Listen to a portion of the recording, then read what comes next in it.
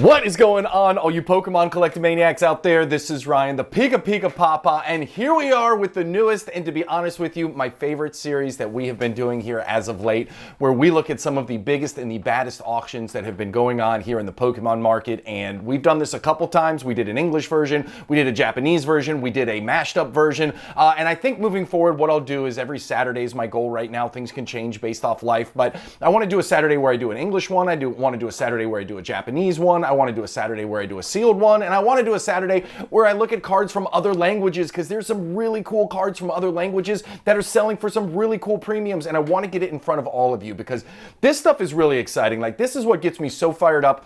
Not only about the present for the Pokemon collecting and investing space, but also for the future. To see some of these cards going for such high dollars, it just lets me know that, hey, listen, there's a ton of money to be spent on Pokemon cards. People are still investing in it heavily, and I think that it has a very bright future. So with that being said, guess what? Today is the English variant, and we're going to be looking at some Black Label alt arts. Matter of fact, that's the first thing that we're going to look at, and they're absolutely awesome with some crazy prices attached to them. We got some big CGC 10s. We got some crazy rare OG cards that I can't wait to share with you. We have some OG first edition holos that are popping off as well, and then we're going to talk about a couple different cards from a Zard perspective that have had some really big runs. So if that kind of stuff excites you, if you're excited for this video series and you haven't hit the subscribe button yet, what are you doing? Hit that subscribe button. We do fun stuff like this all the time. If you like what you see in the video, give us a thumbs up, and if you have any questions or comments, drop them down below. Those three small things go a long way in helping my small channel out, and I really appreciate it. So with all that out of the way, as I said, we're going to look at Black Labels first, and I'm going to be completely and totally transparent and honest with you, as I always am. I am not a huge Black Label fan. That's just me personally, but obviously there are many people who are, because these cards right here, oh my gosh, that Charizard from Brilliant Stars in a BGS 10 Black Label, it sold for $6,000. And what I love about it is it was at auction, right? This wasn't a buy it now where one person just went ahead and pulled the trigger on it. There were 65 bids to get up to that $6,000 point. So a lot of people were invested in, really excited about this card. Now there's only a Pop 9. When we think about that from a PSA 10 perspective, right? There's over 8,000 of these in PSA 10 holders. So if you're looking for true exclusivity, if you're looking for truly the rarest of the rare, then this is where you're going to go. There's only 9 of these versus over 8,000 in PSA 10s, and obviously the price goes along with it. You pay a $6,000 price point to pick up this card. Then you got the Lugia right there. Now it's got a bigger population. There's 21, which is still paltry in comparison to the PSA 10 population. And this one sold for the exact same price, or just about the same, at $6,100. Another one that went to auction, it was from the exact same seller. I don't know if it was the exact same buyer or not. Really interesting that they sold for about the same price point. But again, $6,100. There were 37 bids to get there. So these BGS 10 Black Labels, when we do our grading report video and we look at the gem rates by the different companies and the different eras, BGS gem rate is always much higher, and that's because so many people send to BGS simply because they're chasing these Black Labels. They are incredibly hard to get. I've read somewhere that less than 2% of all the cards submitted ever end up in a Black Label, so that's very interesting. But hey, listen, there is a market for it. Just because it's not me, I'm not going to pay that much of a premium. I'm perfectly fine with my PSA 10s. There's obviously a very strong and robust market for it, so it was just incredible for me to see both of these cards selling at the $6,000 mark for these ultra modern cards, and we could see a couple more Black Labels that hit the market. Still just incredible stuff. Next thing we're looking at right here, and this is something I have seen in the past. Now remember, just because I've been in the Pokemon space for only 3 or 4 years, I have been in the card collecting space for over 20, specifically in the PSA high-end slab space. That is how I cut my teeth, basically in the sports card space. So what I've seen in the past is something like this. When you have one card that sells for a decent price, guess what? A lot of times other sellers or other owners of that card will see that, and then they will start to post theirs as well, because one card can certainly froth up the market a bit. It can get a frenzy. And people who bid on the one card and missed out, if they see another one listed, they will jump back in. And with all that being said, I was very fascinated with the number of Charizard holos from that Skyridge collection that I have seen over the last 3 or 4 weeks. Now, we've had a couple PSA 9s that have sold. The PSA 9 population, there's 285. Not a very big PSA 9 population. And the interesting thing to me was the two PSA 9s sold for almost a $2,000 difference. How crazy is that? One of the PSA 9s sold for $9,250 and the other PSA 9 sold for $7,304. I mean, $2,000. That is a significant gap in pricing. And what was even more interesting to me, I talked about Beckett, right? We talked about people chasing those black labels and sending things in there. There was a Beckett BGS 9.5 that sold for $9,000. It actually sold for a little bit less. Remember, that's a Beckett GPS, that's a Beckett 9.5, right? That is their gem mint grade. Sold for a little less than the PSA 9, and then a PSA 10 also sold for $15,000 at a buy it now price. Now, the population of this one is a little bit higher than I expected. I haven't done a ton of research into the Skyridge set, but 233 PSA 10s. I know compared to ultra modern cards, like that's almost non-existent, but when you think about the age behind this, but when you think about the holo that's on there, right? Like those things were easy to scratch back in the day. People didn't take care of the cards back then like they do now. So the interesting takeaway from me is, hey, listen, 15 grand for a population 233. It's a Charizard. It's from Skyridge. Like all of those things make that a totally approachable number, and I think that's about right. But I was really caught off by that BGS 9.5 that sold for $9,000, which was actually $250 less than one of the PSA 9s. Now, one of the things I will say, if you look at that BGS 9.5 right there, it got 9.5s across the board, all except for centering. Centering came in at a 9. So if somebody was buying that card thinking, hey, maybe I can convert this into a PSA 10 and get that premium, right? The PSA 10 sold for $15,000. PSA holds a, when it thinks of grading, in my mind at least, PSA over indexes on centering. So maybe the fact that that 9.5 only got a 9 on centering versus 9.5 everywhere else is one of the reasons it only went for $9,000. But anyways, really cool takeaway. I love looking at the exact same card from different grading companies and different grades. I think it's really cool and helps us understand how these different markets can play together all at once. So really cool on this Skyridge Charizard. The next one, these are the OG cards that I was telling you about that sold for absolute crazy amounts of money. Now, when you look at that Tyranitar right there, that is from the Pop Series 1 back in 2004. Now, that PSA 10 was an auction with 40 bids and it sold for over $9,000. That sold for more than that Skyridge BGS 9.5 that we just saw, that Charizard holo card, which is absolutely crazy. And I was scratching my head a little bit because, again, this isn't a card that I know as much about as I probably should. So when I went to PSA and I looked at the population report, I realized, oh my God, this is a Pop 6. There's only 6 of these in the world. And obviously somebody owns this one now, so there's only 5 more out there.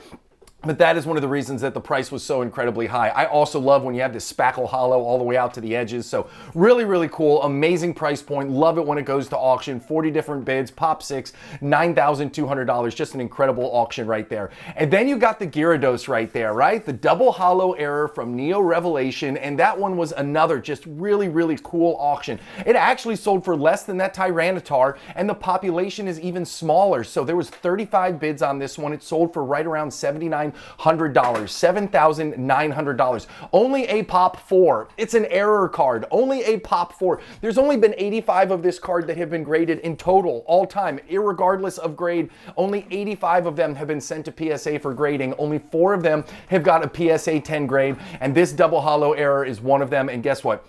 $7,900 with 35 bids. Absolutely incredible. Loved these. This is why I love doing this video. This is why I get so fired up about it. Like, this is just awesome, interesting stuff. And it just shows you how the breadth and depth of the Pokemon market is and how much people are willing to spend on cards that aren't Charizards, that aren't Pikachus, right? That aren't Gengars. Like, it is fascinating to see these other cards from the way back that are commanding such a high premium. It gets me really, really, really excited if you can't tell. The next ones we're going to talk about right here, I promised you some big CGC slabs, and here we are. Now, remember earlier when I said sometimes one card will sell and then other people who possess or own that card will flood it into the market. Well, guess what? That gold star right there from Dragon Frontiers, that Charizard, we saw one of them on the last video that we did. It was an auction. There were 73 different bids on that exact card right there, a CGC 10 of that Charizard from Dragon Frontiers. It sold for $7,255. Well, guess what? This card, just a couple weeks later, sold at a buy it now, best offer accepted, for $6,407. Now, when we look at cards like CGC, I always like to compare it to its PSA peers. I don't know why, I just do. I'll tell you this, I've cracked a lot of CGC 10s. Not all CGC 10s are equal to PSA 10s. I know if you're watching this video, you're buttoned up and you know that. But I've had some success with crossing them over, more success than not success. But it's really interesting, especially the older cards. They have a tendency to have much more leeway with that. But off that, so a PSA 10 of that Dragon Frontier card right there, there's only 99 of them in the world, and they go for $17,000. So in my mind, because this is how I work, I was like, man, imagine if somebody bought both of these CGC 10s. What if they cracked both of them and sent them through, and even just one of them ended up popping in a PSA 10? Then guess what? They've got two awesome cards. They've got one PSA 10 that covers the cost of both of the CGC 10s, and then they've got another one that they're sitting on, which was, I guess, playing with house money there a little bit. So really cool, really interesting way to think about things. The next CGC 10 right there is the Charizard Shadowless 10. Oh my gosh, you know how much I love my Shadowless set. I just talked about it in my investing video yesterday. Absolutely love everything about it. This CGC 10 from this Charizard, the base set holo or Shadowless card right here, sold for $7,750 in a buy it now, which is just incredible. To me, I think that is it's just such a low price point. But again, you know, there's no guarantees in the CGC slabs. Doesn't mean it's going to cross into a 9, certainly doesn't mean it's going to cross into a 10. But when you look at a PSA 10 of this, it has a population of only 58. And the last PSA 10 of the Shadowless Charizard sold for $48,000. So when you talk about the price discrepancy between a CGC 10 and a PSA 10, there's absolutely no comparison. And again, you know, I know we're talking two different grading companies, two different grading standards, but my God, a $41,000 gap between prices is just absolutely insane. So I thought this was a really cool call out. Love seeing these Charizards. Again, love seeing it from other grading companies and talking about the differences in prices.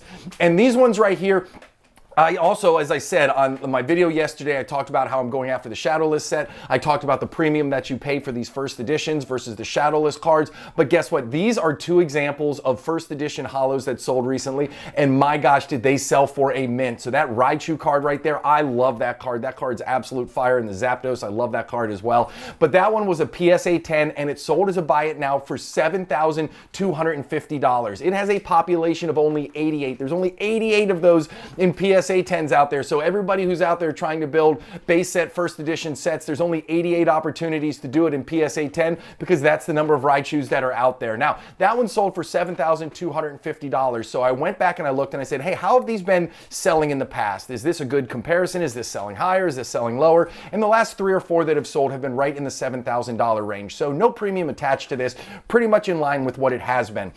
But the Zapdos card is a different story. Again, this is the first edition holo, PSA 10, sold at a buy it now for $6,155. A little bit of a higher population. There's 133 of them, but again, 133 isn't a huge number. These have been selling in the $5,000 range. So, I mean, you're talking about a 20% premium on how the last 3 or 4 have been selling. So I don't know if this is a trend of things to come. I don't know if somebody decided to pull the trigger and buy both of these because they're doing what I said and they're trying to build that first set, first edition holo set. I don't know what it is, but either way, both of these cards are at least on trend or above trend to where they've been in the past. And again, I think that's a really, really cool sign of what's going on in the hobby.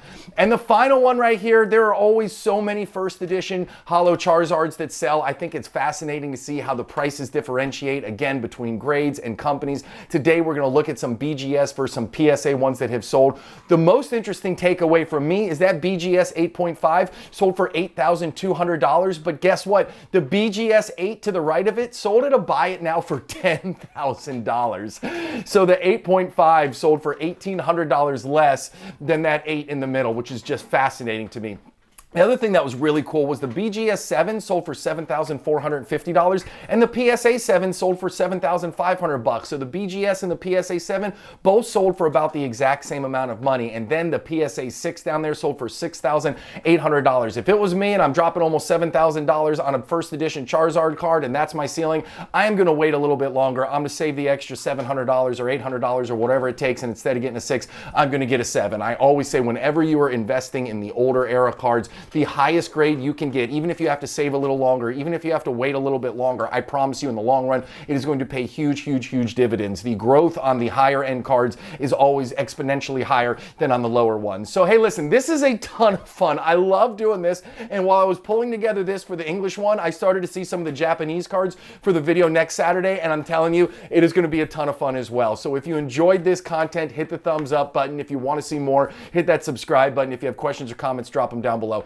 I hope you have an awesome one. I appreciate you so much, and I'll talk to you all later. See you, everybody. Bye.